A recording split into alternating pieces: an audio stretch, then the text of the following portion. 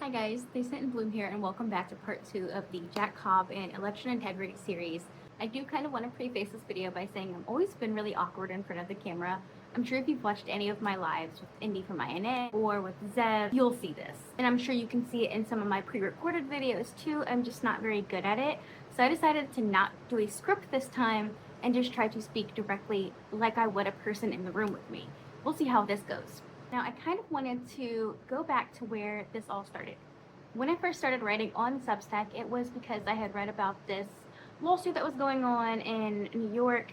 In reading about this lawsuit, I found out about changes to these voting machines, specifically a change called ECO 1188, which affected the ES&S 6.5.0.0 machines that were used in some places, but I haven't been able to get a comprehensive list of where as of now. Now, in my article, I initially give credit to a certain organization for finding out about ECO 1188, but I would actually like to give credit to this guy, Lameme guy, off of Reddit, who was the original person who found this. What it does is it changes a configuration file from dynamic to static, but it also gets rid of hash checks. What is a hash check? Well, for this particular one, it makes sure that the machine is running the correct electionware, that there's no changes or some foreign electionware being run on the machines. It creates a blind spot or manipulation for things to be uploaded into the machines if there were some bad actors. It essentially is like taking a fire alarm out of the kitchen or leaving your car unlocked and turning your alarm off. But one of the really concerning things about this was, rather than just changing the software so that it wouldn't flag every time a new electionware update or something were to come on there, they simply just made it stop checking at all, which is really, really concerning. Also, we need to talk about the fact that it was filed as de minimis or minimal, which is something that's not allowed to be done to software per the EAC themselves, the EAC being the Election Assistance Commission. Now see, under the Election Assistance Commission, there are rules or guidelines for these voting machines, and changes to software and firmware are explicitly banned. You are not allowed to make changes that affect how a system functions. De minimis is reserved for things like changing out a screw or fixing a faulty door, hardware changes, actual minimal changes. But for years, the de minimis loophole has been abused over and over again. And this was actually mentioned in the 2020 lawsuit I talked about in the last video, because changes made to Dominion machines were marked as de minimis and actually placed, like, they were enacted into the machines in 2020 before the EAC ever signed off on it. So that's just very concerning for me, how these companies are being allowed to sign off as things as de minimis. They're being put into the machines, and even worse, they're being, stationed out before the EAC can sign off on it. Here's something else that's really interesting about ProVNV. Their website disappeared for a while. It pretty much just showed the basic page you would see for a website that's being worked on for quite some time, and then it came back completely barren. And if you go back into the Wayback Machine, you can see it was a completely different website 2-3 years ago. They disappeared after the 2024 election and came back, and now it's just one single web page with very basic information on how to contact them. It almost feels like it was made by AI. Federal law pretty much all but guarantees that labs like ProVNV and people like Jack Cobb stay in power. This is done because of the Help America Vote Act of 2002, and this created the EAC. The EAC is who certifies these labs in, and they're the only ones who can get them out. There's no public oversight. You can't go in and create a petition to remove them. It's literally just at the discretion of the EAC. You could actually call up to the EAC and have tons of evidence. Hey, these guys are doing something not great. And they ultimately can say, we don't care, we don't want to look at it. They can completely ignore it. They don't have to investigate.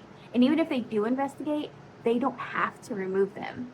And if they did want to remove them, it would take most of their commissioners, 3 out of 4 of the commissioners, to want to do so.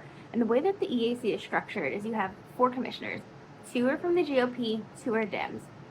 And then you also have your project director, who is voted in through the commissioners. The EAC, right now, the GOP-backed members are Christy McCormick and Donald Palmer. Now, to give you a little bit of background, Donald Palmer was on the ES&S board. ES&S is one of the voting machine vendors. And Christy McCormick signed her signature on the 2020 Cyber Ninja audits from the stolen electionware in the Georgia RICO case that Donald Trump is still involved in. And if you don't know what that is, Back in 2020, not just in Georgia, in several states, Donald Trump and his associates went and they stole forensic copies of electionware. They colluded with local boards of elections using people like Mike Lindell and also just Trump's inner circle, and they stole the electionware and made copies for it to be audited. And that was distributed among tons of people in that network. So am I really to believe that they completely changed all of the stolen electionware and that our elections are secure? Really? You expect me to believe that a blind spot and forensic copies of the electionware being spread out isn't a reason to take a second look and go, what the hell is going on? And I don't mean to sound like a conspiracy theorist, but none of this is based in conspiracy. You can fact check everything that I'm saying. This is all based on actual historical events and actual changes to the machines. And my point isn't to say, oh, I want Kamala Harris to win, or oh, I want this person to win. I don't give a shit what party's in office. I care that our elections are free and fair. Because if someone else is getting to make this decision, what's the point? That's not how this country's supposed to work. And that's why I got so into this subject. It's very hard to get them out. And we'll talk later about the Trojan horse that was the Help America Vote Act and the corruption inside the EAC.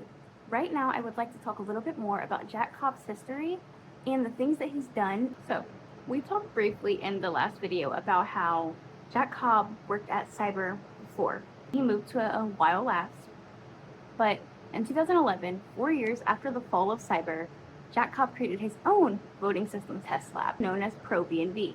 Now, in the certification of Cobb from the EAC, there was apparently no one digging into his past, no questioning. He was just given a new rubber stamp and you're good to go. Just like that, he went from failed project manager to federal gatekeeper. And just like Cyber Incorporated, ProVNV is a private for-profit company based in Huntsville, Alabama, in a massive defense contractor project. But outside of official channels, Jack Cobb's general background is kind of iffy. I've been the stalker to go and buy the property records, I'll admit it. So here's where things get really weird. Interview, Jack Cobb. Real name, Brian Jackson Cobb. He's in his 50s, he lives in Alabama. He started ProVNV out of his house. He had gotten his house, he had actually built his house after he got the property, the land it laid on for free, him and his wife Marjorie. They ended up separating some years later, but only after taking out several mortgages on their house and then paying them back, some of them through a bank called Synovius Bank, which will be a player in future videos. Mr. Cobb, he went to school right there in Alabama. He went to Virgil Grissom High School, and he graduated in 1991. Ironically, many years before I was born.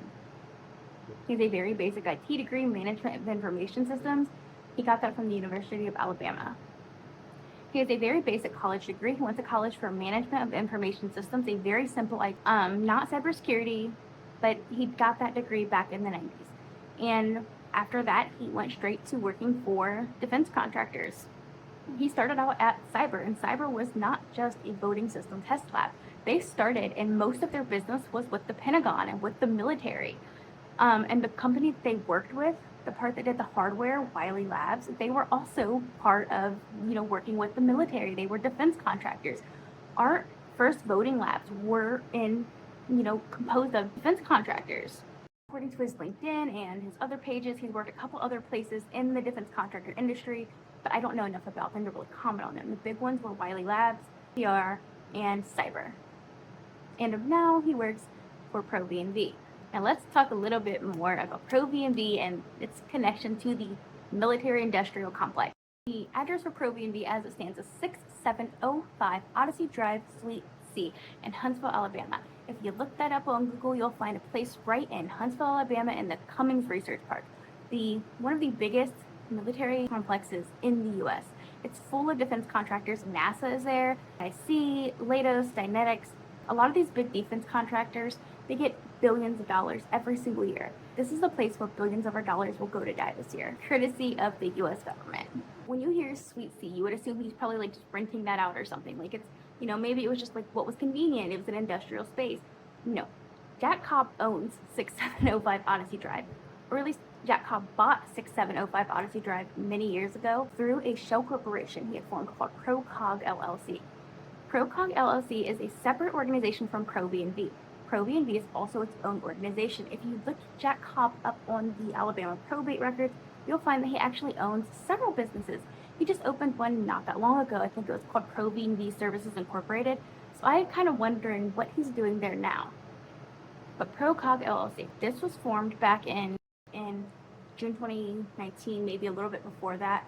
But in June 2019, they purchased 6705 Odyssey Drive from Odyssey Partners for $2 million, almost $3 million. Now, how does a guy like Jack Cobb get that kind of money? This place is huge. It's like 22,000 square feet. It's got office space. It's got industrial space. It's got a lot of room. Apparently, from the way that his address was formatted, I kind of assume there's multiple suites. So I assume there's probably multiple people in the building.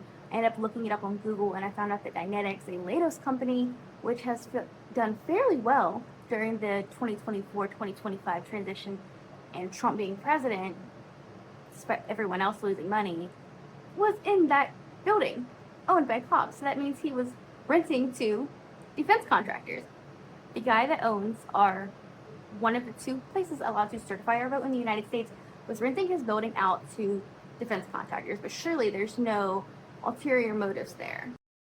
And it was purchased through an agent named Justin Burney, or Lamar Justin Burney, who worked for a company called Maynard Nexus. Now stay with me. Maynard Nexus used to be called Maynard Cooper and Gill PAC. It is an attorney firm, and the way that these firms work is that these attorneys that work for them seem to put money up from every check that is an donation that is used, at the discretion of the office itself. So the attorneys that work for these companies, they fund PACs indirectly by paying through their paychecks, and then the office that they work for funds the political campaigns of people that will benefit them. They are lobbying. And so a lobbying attorney's office is the one who Jack Cobb used to purchase ProB&V. So Maynard Nexus, or Maynard Cooper and Gale, they are historically GOP-aligned. They have donated mostly to Republicans. And Cobb actually used this company to form ProCog and buy the building, which I thought was sketchy. I was like, did he get corrupted? But no, he actually used the same company to form ProB&V. The same attorney is listed on the SEC filings for ProB&V for many years ago. And as far as the funding for starting ProB&V, it just says that they have an angel backer, which means there's an anonymous person that gave them a lot of money to start this company. And that's pretty much it. Because of the way that things are in the law, they don't technically have to tell us who it is, despite the fact that this guy is literally certifying our voting machines. Jack Cobb had bought the building. He'd done it through a shell company. He'd done it through a shell company linked to a Federalist Society linked Republican funding PAC with links to the Federalist Society. He bought the company with a shell corporation. This law firm actually represented Trump's campaign back during the first years when they had attacked a black protester at one of his campaign speeches. And so that was really interesting to me to also find that connection, because clearly these people are aligned with Trump and the GOP. They are literally giving money out of every one of their paychecks to support the GOP. The guy that's certifying your voting machines is using this company to do business. And his new company that he just opened, the one that I'm still investigating, he also did it through that same company. So something's happening there. It just doesn't quite make sense to me. I understand that you're not going to always be affiliated with lawyers' belief systems, but it's weird that it keeps happening. Basically, in the summer, we have the guy that is certifying our election machines, stamping off whatever the corporations tell him to stamp off, with a weird history and sketchy connections to the Federalist Society-based law firm and military defense contractors, and no cybersecurity background, and no one has raised an eye. That's concerning to me, and that should be concerning to you. But that's not where the saga ends. In the next video, I'm going to talk about the EAC corruption, the things that I've discovered that the EAC has done for Jack Cobb to cover up when they've been caught in the wrong, and I'm going to go more into the bank that he is using for all of this. This bank has more rights to your voting machines than you do. That's concerning. I'm going to continue to make videos. I'm hoping they will improve in quality with time. Thank you so much for bearing with me, and I hope to see you in the next one. I'm going to try to get it done sooner than later. My kiddos are out of school right now, so time is very limited. Thank you for bearing with me, and I'll see you in the next one. catch me on Substack for more frequent posting, articles, more in-depth things where I sound more coherent. Thanks for watching, guys.